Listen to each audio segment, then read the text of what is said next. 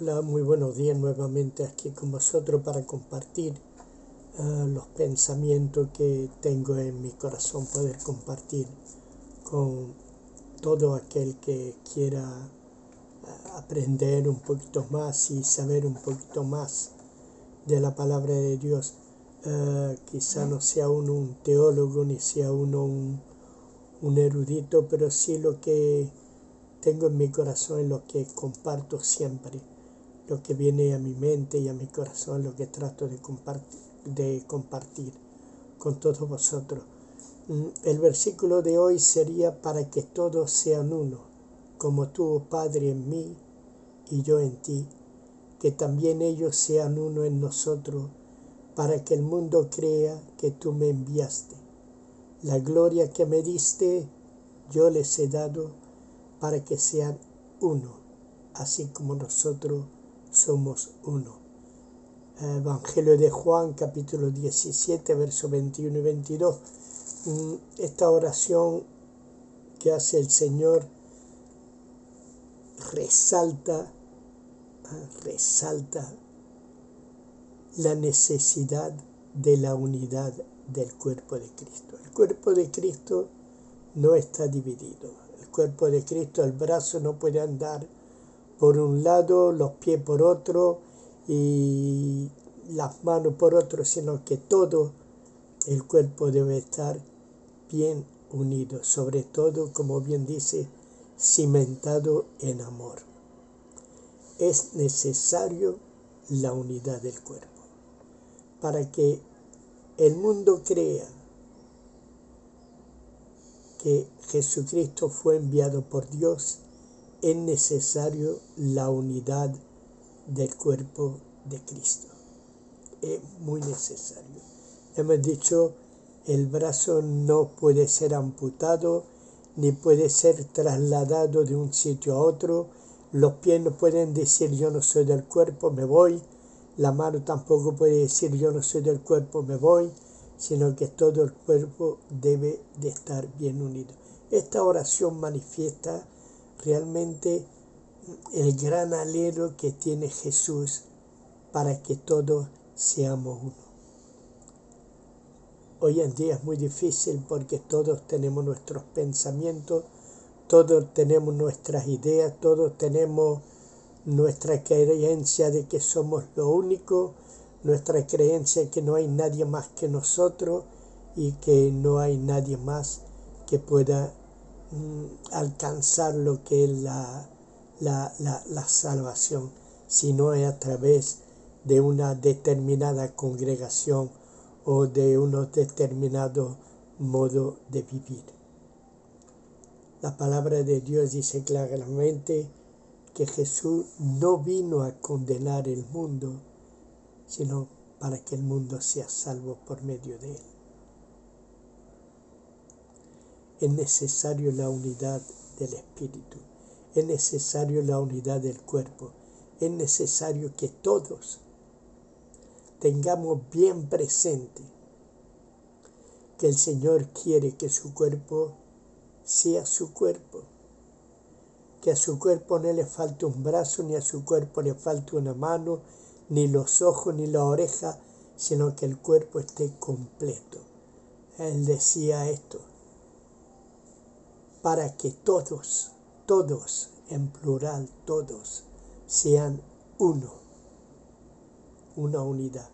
El cuerpo está en unidad, el cuerpo tiene que estar en consonancia, el cuerpo tiene que estar unido armoniosamente. El cuerpo debe dejar de pensar por sí mismo y sujetarse a lo que es la cabeza. Y la cabeza es Cristo. Es necesario la unidad. Hoy, pues todos tenemos nuestros pensamientos, todos tenemos nuestra idea, todos podemos aportar cosas nuevas, cosas buenas, cosas malas, todos tenemos nuestra manera de ser. Y lo malo es que nuestra mano piensa por sí misma, nuestro pie también piensa por sí mismo, nuestros ojos ven lo que no deben ver, nuestro oído oyen lo que no deben oír, nuestra boca habla lo que no debe hablar, y así un largo etcétera, haciendo que la unidad del cuerpo no sea posible. No sea posible. Es triste de ver cómo el cuerpo de Cristo está tan dividido por esos mandamientos y esas normas de muchas congregaciones o denominaciones que hacen que la carga aún sea muy más difícil de llevar, que es lo que es el Evangelio. El Señor dice, mi yugo es fácil y ligera es mi carga. Tenemos que dejar que Cristo viva en nosotros y que Cristo nos lleve a amar a nuestro prójimo. No podemos desechar nuestro prójimo.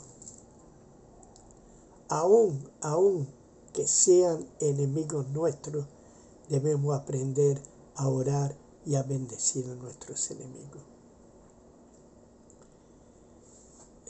Pablo nos enseña a orar por los dirigentes, pero muchas veces no estamos muy de acuerdo con esos dirigentes y no oramos por ellos. La verdad es que pocos de nosotros oramos por los gobernantes de nuestro país, porque nuestras ideas hacen que no estemos de acuerdo con lo que ellos llevan o como ellos llevan el país o la nación o todo lo que sea. Yo no sé dónde uno vive, no sé si tú vives en América del Sur, si vives en el Norteamérica, donde viva Europa, Asia, cualquier cosa donde tú vivas, si estás escuchando, es necesario la unidad del cuerpo.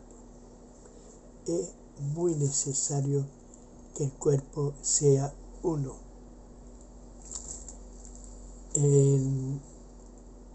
Del libro, a ver si lo encuentro aquí. Si nos remontamos, por ejemplo, al principio bíblico de la unidad, podemos ver a Adán y Eva, donde dicen que los dos serán una sola carne al dejar a padre o madre. Muchos de nosotros hemos pensado que eso se refiere a cuando tienen sexo, ¿no? Que lo normal, cuando sean uno, se unen como si fueran, bueno, no voy a entrar en detalle, ustedes me entendéis, pero la verdad es que la palabra de Dios dice que los dos eran un alma viviente. Aunque dice fueron uno, serán una sola carne, en muchas traducciones dice y los dos serán una sola alma viviente.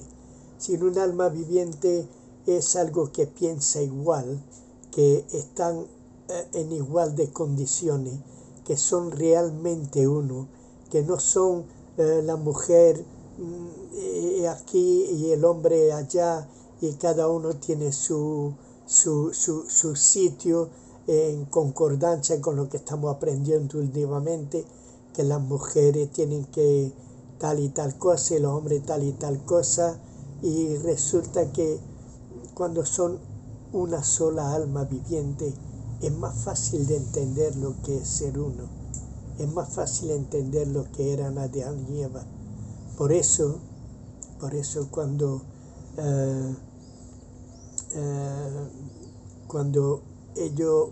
Eva es llevada a pecar, Adán se encuentra en un dilema que es: o sigo a mi mujer porque soy uno con ella en todo, o la rechazo y me encuentro nuevamente solo en este paraíso.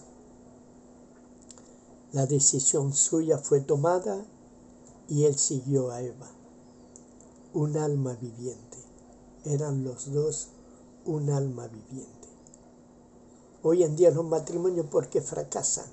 Porque se hacen uno pero solamente en sexo, no comparten sus cosas, no están juntos en todo. Todo es división y buscan otras cosas. Hay muchos que buscan a alguien que lo escuche, o muchas escuchan a alguien que la escuchen, que sepan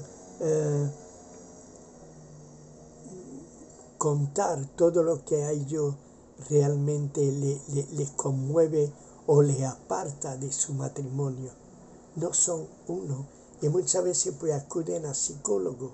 Y yo no digo que sea malo la psicología, pero sí es verdad que en la psicología te tratan de decir que tienes que tener más comunicación, que tienes que hablar con tu esposa o con tu esposo, que tienes que presentarle los hechos, que tienes que presentarle todas las cosas que realmente a ti te ofenden, para tratar así entre los dos llegar a un punto de inflexión, ¿no? Cuando dice la palabra del Señor, y los dos serán una sola alma viviente. Hoy en día muchos no son un alma viviente, sino que se deshacen, los matrimonios se deshacen con una facilidad tremenda. Algunas no soportan los ronquidos, otros no soportan a lo mejor, no sé, el olor de los pies, por decir cualquier cosa, ¿no? Pero la verdad es que los matrimonios se están deshaciendo de una manera tremenda. Lo único malo no es que eso ocurre solo en el mundo, sino que ocurre en el mundo cristiano. Yo he escuchado de muchos de es que se nos acabó el amor. Cuando la palabra de Dios dice que el amor nunca deja de ser. Cuando realmente amas, ese amor nunca deja de ser, a pesar de todos los palos que te puedan venir y de todas las cosas que te puedan venir en contra. Imagínate que Jesús hubiese dicho, uy, mis amigos me traicionan, este me da un beso para venderme y aquello, y hubieran dicho, bueno, pues aquí ya se acabó todo, dejo todo. No, dice que Él los amó hasta el fin. Cuando somos un alma viviente tenemos que amar hasta el fin.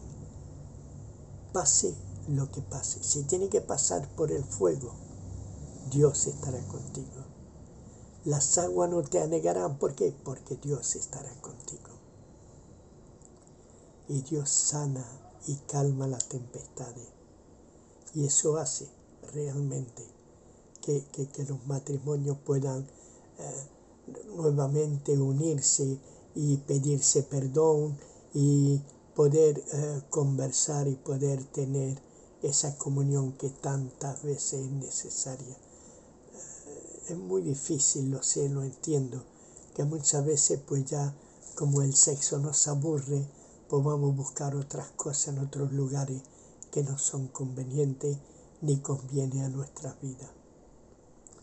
El Señor está por nosotros y tenemos que aprender a que somos un solo cuerpo, y con nuestra esposa somos un alma viviente, y con nuestros hijos también tenemos que ser uno.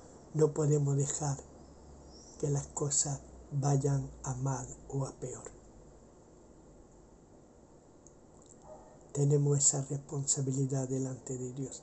Yo sé que es muy difícil, entiendo las dificultades, entiendo los problemas, entiendo que no todo nos sonríe, ni no todo es color de rosa, porque las mismas rosas tan bellas como son, pues tienen sus espinas, ¿eh? Tienen sus espinas.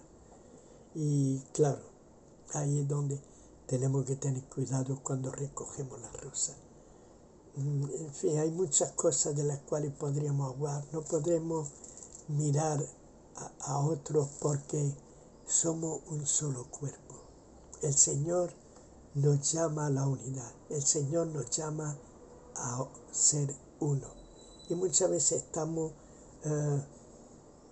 en nuestra mente, en nuestra manera de pensar que es vana, en nuestros deseos carnales, en nuestro deseo de juventud, y hay un sinfín de cosas que fluyen, y cuando el enemigo empieza a entrar ahí, a abrir un pequeño boquete en el corazón, y ese empieza a agrandar, hasta llega un momento en que ya es muy tarde para poder solucionar las cosas. Por supuesto, podemos volver al Señor, podemos pedir perdón, podemos estar en su presencia, podemos hacer multitud de cosas para que Dios nos perdone, y Dios siempre está dispuesto a perdonar. No te vayas a creer que Dios no está dispuesto a perdonar, pero sí tenemos que ser obedientes a la palabra de Dios. Para llegar a la unidad hay una cosa que estaba comentando últimamente y es lo que dice Apocalipsis. A todas las iglesias le dice lo mismo, a todas. No hay ninguna en el cual ese versículo no está presente.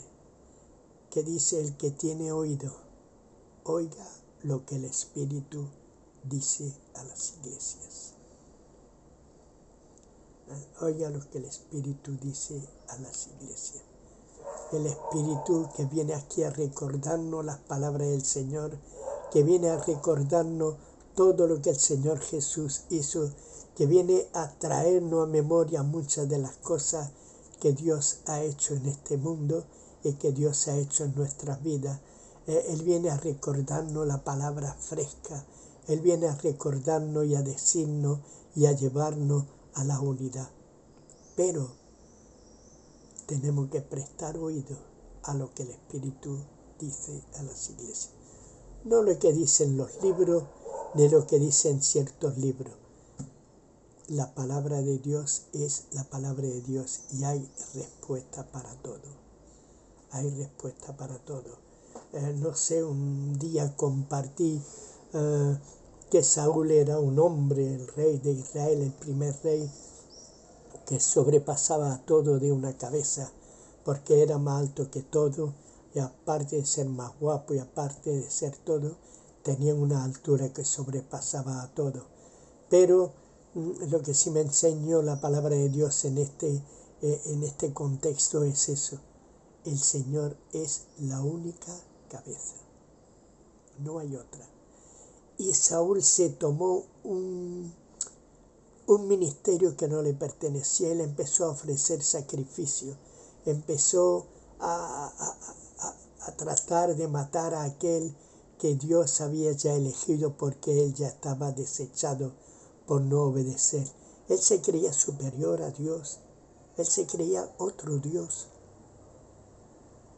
Él ya no escuchaba lo que le decía el profeta. Él no llegó a deshacer totalmente lo que Dios le había dicho de hacer, sino que se trajo la oveja y el ganado. ¿Y para qué? Para ofrecer sacrificio a Dios. De lo robado quería ofrecer sacrificio a Dios. Contrariamente a David, no daré sacrificio de algo que no me haya costado. Es decir, David ofrecía sacrificio de algo que le costaba a él. ¿De qué ofrecemos nosotros sacrificio? Sacrificios de alabanza. ¿Te cuesta alabar? Alaba. ¿Te cuesta adorar? Adora. ¿Te cuesta orar? Ora. Es el pago. Tenemos que aprender a hacer las cosas así. Y si seguimos leyendo lo de Saúl, no solamente ya era un hombre que ya no sabía lo que hacía, porque él dijo: aquel que comiere antes de acabar con no me acuerdo si eran los madianitas, pues si alguien come, pues el río de muerte, aún siendo mi hijo. Y su hijo comió. Su hijo no había oído lo que el padre había dicho, pero los demás se lo dijeron. Y Saúl se encontró en el dilema de: ¿lo hago? ¿No lo hago? Y el pueblo le ayudó a decir no, cuando él ya había hecho un juramento y había prometido y había hecho algo. Y Dios muchas veces prueba. Me acuerdo también del juez que prometió: Señor, al primero que saliere de mi casa te lo ofreceré en sacrificio. Y salió su única hija, la hija de Jefté. Y Jefté, llorando, se lo dijo a su hija, pero cumplió lo que había prometido. Sí, era duro, lo entiendo, era duro, pero las promesas de Dios tienen que ser así. Si tú prometes, si tú dices algo, tienen que hacerlo. Hay cosas que nos llaman la atención. Al que tiene oído, oiga lo que el Espíritu dice a las iglesias. A las iglesias, en plural. Y si uno lee y uno estudia, Ve como todas las iglesias a través de los tiempos tienen esa frase, esa palabra de parte de Dios, de prestar atención a lo que el Espíritu dice a las iglesias. ¿Por qué nos dejemos guiar? Por nuestros líderes, por nuestros pastores, por nuestros obispos, por nuestros profetas, por nuestro apostolito, ¿por quién? O por el Espíritu de Dios. Dice Juan en sus epístolas que tenemos que analizar los espíritus, porque para vergüenza nuestra lo dice. No todos los espíritus salen de Dios. Así que tenemos que analizar, discernir si el espíritu que habla por boca del que está hablando es de parte de Dios o no. Una cosa, la iglesia de Éfeso: has conocido lo que se dicen ser profetas y no lo son, y los ha hallado mentirosos. Hay que tener cuidado, porque hay que saber discernir cuando las cosas vienen de Dios o no. Porque de nuestro corazón puede surgir muchas cosas, muchos pensamientos que me van a traer a mí la admiración del pueblo, cuando el Señor nos recomienda de cuidar de la grey de Dios y de apacentarla. Yo puedo hablar a mi favor cuando predico, puedo hablar a favor mía, diciendo: el Señor me ha mostrado. Y después, ¿qué? Busco la admiración de la gente, busco la admiración del pueblo. Hermano, tenemos que estar dispuestos a discernir si el espíritu del que habla es parte del Espíritu de Dios o no. Al que tiene oído, oiga lo que el Espíritu dice a las iglesias.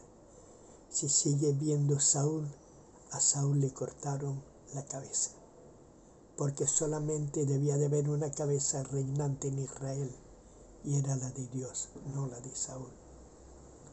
Si seguimos, David le cortó la cabeza también al gigante, a ese que se creía superior a todos. Hay muchos gigantes en esta vida, muchas personas que se creen que son y que saben más que Dios. Y están los David que vienen y le cortan la cabeza con su misma espada. Cuidado, con su misma espada. Dios tiene su espada preparada, pero los David le cortan la cabeza con su misma espada, con una piedra, la piedra que es el fundamento del Evangelio, Jesucristo. Con esa piedra derrotamos al enemigo, derrotamos a los enviados del enemigo, esos gigantes que hay delante de nosotros, y sí, le cortamos y le cortaremos la cabeza. Shalom, Maranata, que Dios os bendiga.